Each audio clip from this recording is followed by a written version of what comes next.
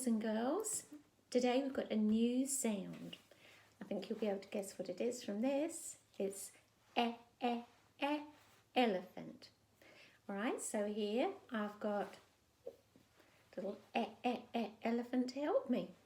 Alright, so here we go. We've got some eggs on a tree. If you want to try this at home, you don't need to have a little tree like this. You can just put your eggs in a basket, and then instead of the little surprises I've got inside these, you could just put some pictures in there.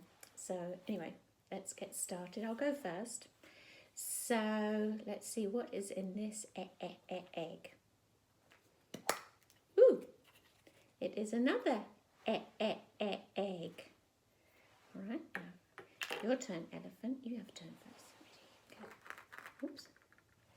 Oh, what's the elephant got? Do you want some help? Okay. Let's open this for you. Oh, look.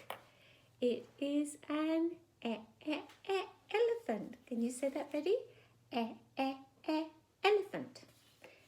Now then, all right. I'll have a go now.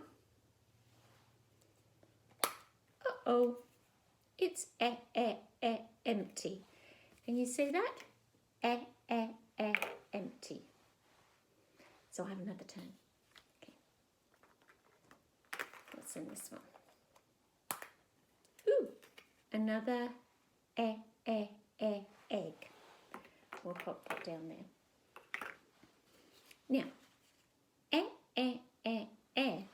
has got a name in the alphabet, and its name in the alphabet is E.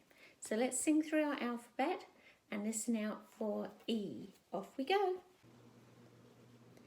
A, B, C, D, E, F, G, H, I, J, K, L, M, N, O, P, Q, R, S, T, U, V, W, X, Y, and Z.